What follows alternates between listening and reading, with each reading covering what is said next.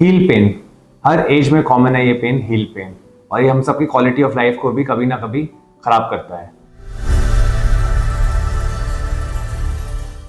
तो मैं हूं doctor Nitin Saluja, founder and physician, Siddhiya clinic Gurgaon. तो आज हम बात करेंगे हील पेन, इसके causes, symptoms, test and treatment की।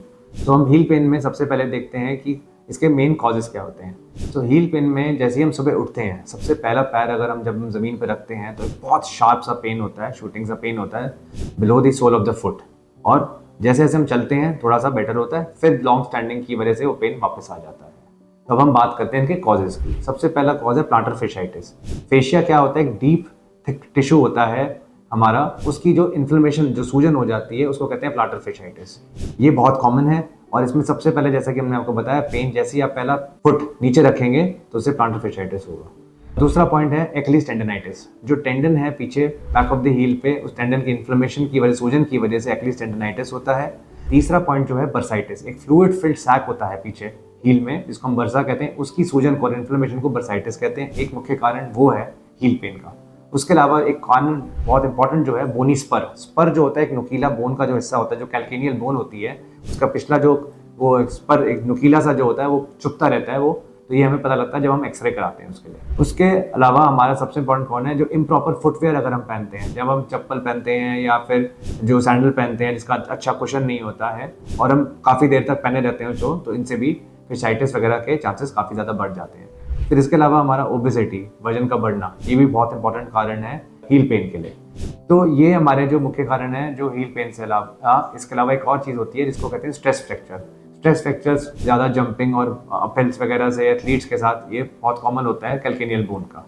तो ये हमारे सारे कॉजेज हो गए। अब हम बात करते हैं इनके सिम्टम्स की।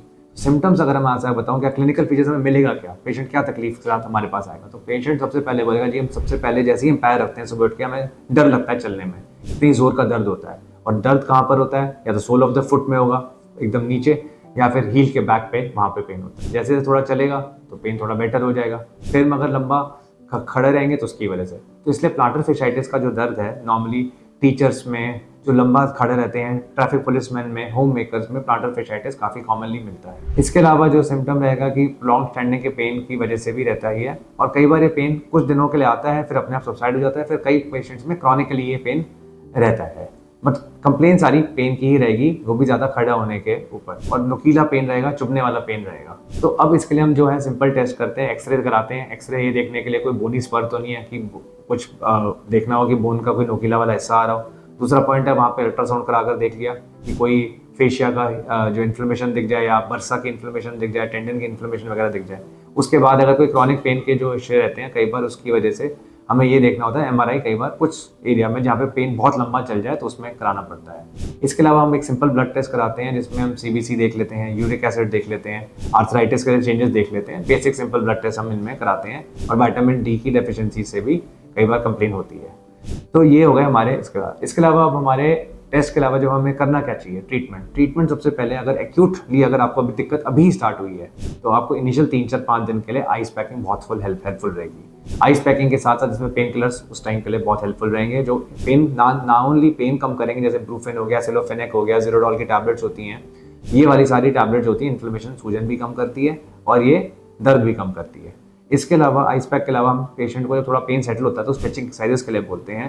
काफ की स्ट्रेचिंग के लिए उसकी फुट स्ट्रेचिंग एक्सरसाइजेस होती हैं, जैसे किसी को बॉल रख दी नीचे तो बॉल के साथ वो हिलाता रहेगा पैर को नीचे, और फिर स्ट्रेचिंग एक्सरसाइजेस टावल लेके बीच में, तो वो स्ट्रेचिंग एक्सरसाइजेस करने के लिए सजेस्ट करा जाएगा। उसके अलावा नहीं तो हम वहाँ पे एक टॉपिकल जेल आता है, एक एनाल्जेसिक जेल होता है। एनाल्जेसिक वाला जो जेल होता है, जैसे डाइक्लोफेनिक जेल्स जाते हैं तो उनको भी वहाँ पे लगा सकते हैं। ये एक्यूट पेन की बात हो गई। अब हम बात करते हैं कि पेन अगर लंबा चलता ही जा रहा है, आपको कब परमानेंट इलाज चाहिए पेन से, तो कई बार हमें एक दवाई होती है कीनाफॉर्ट करके, एक इंजेक्शंस लगाते हैं, उसमें ट्राइएम्सिनोलोन होता है। वो इंजेक्शन का जो स्टेरॉइड होता है उसका एक शॉट लगा देते हैं, वो पेन को काफ़ी हद तक रिलीफ करता है, जो भी उसी एरिया में जहाँ पर दर्द है वहीं लगाना होता है ये, और उससे फिर 3 महीने तक काफ़ी आराम मिल जाता है। कई बार उन पेशेंट्स को 2-3 बार भी जरूरत पड़ती है इंजेक्शन को, और 3-3 महीने में, और पेन कई बार चला ही जाता है। मगर अगर उसके बावजूद भी अगर पेन अगर नहीं जा रहा स्टेरॉइड इंजेक्शन लगाने के बाद भी, तो कई बार हमें सर्जरी का भी सहारा लेना पड़ता है। तो ये हमारे जो बेसिक पेन के थेरेपीज बता दी हील पेन के लिए। उसके अलावा फिजियोथेरेपी अगर आप क्रॉनिकली अच्छे से करेंगे तो आपको काफ़ी ज़्यादा रिलीफ मिलता है, अगर आपको परमानेंट पेन से छुटकारा इसके लिए चाहिए। दूसरा इसमें ये पेन इंपॉर्टेंट पॉइंट है कि अगर कोई ओबीज पेशेंट है तो हम उसको बोलेंगे वेट रिडक्शन करो, अगर कोई डायबिटिक पेशेंट है तो बोलेंगे शुगर कंट्रोल करो, आर्थराइटिस के इशूज है तो उसके हिसाब से मेडिकेशन चलेंगी। बेस्ट इसमें ये होता है कि अगर हम नॉर्मल लाइफस्टाइल में, अगर हम प्रिवेंटिव बेसिस पे अगर चलें, प्रिवेंशन के लिए अगर हम करेंगे तो प्रिवेंशन में हमें ये बेनिफिट मिल जाएगा, एक तो हेल्दी लाइफस्टाइल, एक स्लिपर्स इम्प्रॉपर नहीं होने चाहिए, सिलिकॉन पैड्स, अच्छे फुटवेयर होना चाहिए, कुशन फुटवेयर यूज होना चाहिए, और बेयर फुट आपको नहीं चलना चाहिए, मार्बल पे आपको नहीं चलना चाहिए। तो हार्ड सर्फेसेस पे चलने की वजह से, बेयर फुट चलने की वजह से ये दिक्कतें होती हैं, वो सब नहीं करना चाहिए। कुशन फुटवेयर पहनने चाहिए और आपका अच्छा हेल्दी बॉडी वेट मेंटेन करना चाहिए और स्ट्रेचिंग एक्सरसाइजेस करनी चाहिए। तो ये था इसके प्रिवेंशन के बारे में। तो ट्रीटमेंट है, प्रिवेंशन है, सिम्टम्स हैं, कॉजेज हैं, ट्रीटमेंट, हमने आपको सब कुछ आज हील पेन के बारे में डायरेक्टली बताया है। इससे जो भी रिलेटेड जानकारी, अगर आपको दिक्कत से आप गुजर रहे हैं, या तो आप फिजिशियन को दिखाएं या ऑर्थोपेडिक को दिखाएं, तो वो आपको सहायता में मदद करेंगे। और कोई अगर जानकारी चाहिए तो हमारे कमेंट सेक्शन में आप लिख के हमें बता सकते हैं।